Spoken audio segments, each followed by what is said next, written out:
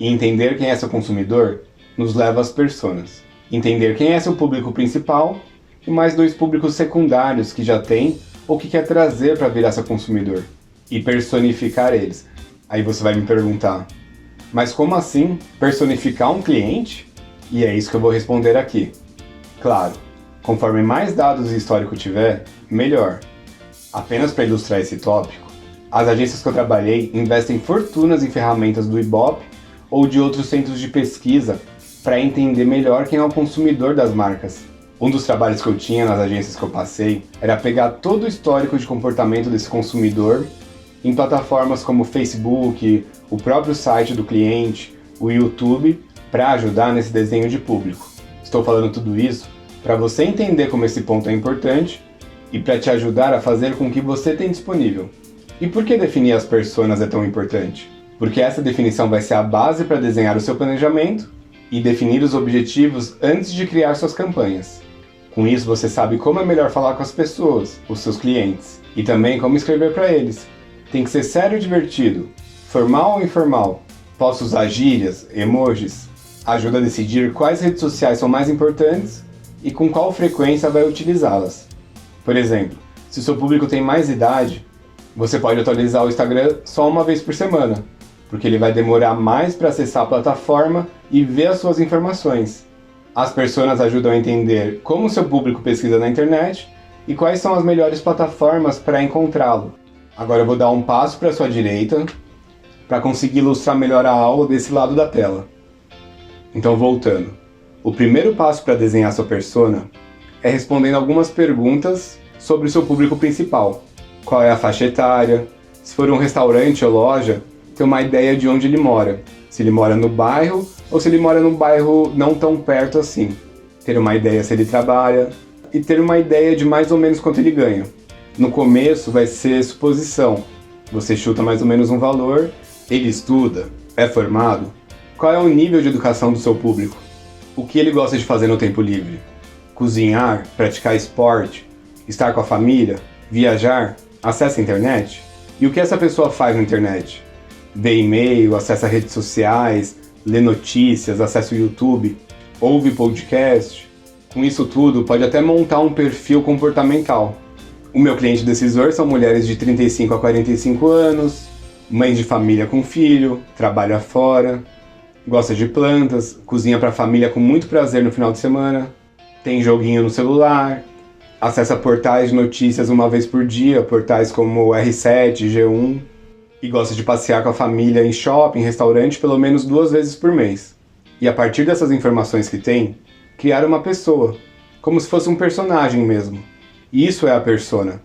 Então ficaria algo como Maria Aparecida, 39 anos, mãe de 2 filhos, assistente administrativa, gosta de cozinhar nas horas livres e assiste televisão.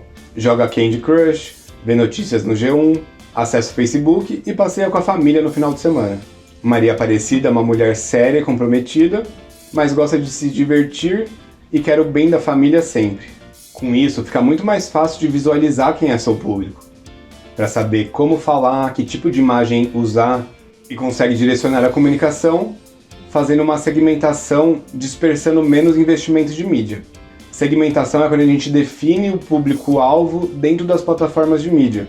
Coloca idade, localização, interesses, entre outras coisas. A gente vai falar bastante sobre isso quando a gente entrar nas aulas práticas, nas plataformas do Facebook e do Google.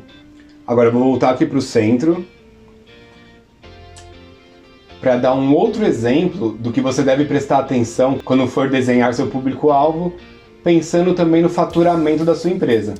Imagine que você tem uma loja de roupa feminina e sabe que diariamente entram na loja 15 mulheres entre 18 e 25 anos. Destas, 10 fazem alguma compra, mas apenas de produtos mais baratos, como blusinha, ficando com um ticket médio de R$30. O ticket médio é o valor médio da compra por pessoa. Então você fatura R$300 por dia com essas mulheres. Além dessas, entram diariamente na loja apenas 6 mulheres entre 26 e 35 anos. 5 delas compram normalmente 2 calças e uma blusinha, ficando com um ticket médio de R$180. O faturamento com esse público é de R$900 por dia, 3 vezes mais do que o outro público. Se pensarmos que temos apenas esses dois públicos, começamos a desenhar um perfil do público principal, mulheres de 26 a 35 anos, que são as que geram maior faturamento, gostam de se vestir bem e estão sempre comprando roupas novas, são antenadas e sempre sabem o que está na moda, então devem acessar redes sociais como Instagram e Pinterest.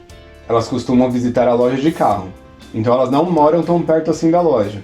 Então é a Luísa Souza, 28 anos, solteira, uma mulher independente que gosta muito de moda e sabe que se vestir bem influencia nos resultados como gerente de vendas e em sua vida pessoal, já que nos momentos livres ela gosta de ir ao parque, correr e frequenta bares e restaurantes. Esse exemplo do target que gera mais oportunidade de faturamento, eu tirei de um caso real em que trabalhei, e por isso que eu trago aqui. Um dos clientes que eu atendi era um dos maiores programas de fidelidade, e eles tinham como público principal homens de 35 a 45 anos, que são os auto-executivos, que de fato são as pessoas que acumulam mais pontuação nesses programas de milhagem. Mas ao analisar os dados do e-commerce, percebi que mulheres de 25 a 34 anos, com perfil executivo, eram as que mais trocavam pontos por produtos dentro da plataforma, o que é muito importante, porque é uma das principais formas que o programa de fidelidade ganha dinheiro. Os homens só transferiam os pontos para outros programas maiores que eles já tinham conta, fazendo com que a empresa que eu prestava serviço perdesse dinheiro. Os esforços para mudar o comportamento do público masculino não surtiram efeito, porque já estava enraizado, era um padrão de comportamento deles. Então, a partir desses estudos, o principal público-alvo das campanhas passou a ser mulheres, que ainda tinham muito potencial de crescimento na base da marca. O público principal não é apenas o que tem mais volume, mas o que oferece mais oportunidade de faturamento e lucro. Isso que você também deve prestar atenção na hora de definir o seu público-alvo e desenhar as personas. Caramba, a gente teve muita informação nessa aula. Então eu vou fechar com um resumo. Tente entender o seu público, observe, converse com ele. Quando tiver possibilidade, faça pesquisas, mesmo de satisfação, e aproveite essas pesquisas para pegar alguns dados desse consumidor também. Tendo tempo e redes sociais com seguidores, também pode ter uma ideia de quem é o público que está lá. As próprias ferramentas oferecem informações básicas, com idade, gênero, algumas informações comportamentais, e para ir mais a fundo você pode acessar o perfil de algumas dessas pessoas para entender melhor quem é esse consumidor. E com isso, coloque no papel alguns dados desse consumidor e comece a desenhar o seu público-alvo. E depois desse público desenhado, crie a persona como se fosse uma pessoa mesmo. Dê nome, dê idade, dê os interesses que ela gosta. Traga informações para essa persona. E se está começando uma empresa do zero, fuce as redes sociais, acesse as páginas dos principais concorrentes, entenda quem é o consumidor dele para ter uma base para desenhar o seu consumidor, antes mesmo de tirar sua empresa do papel. Essa é uma das partes mais difíceis, principalmente para as novas empresas, mas com certeza é uma parte fundamental para você atingir ótimos resultados.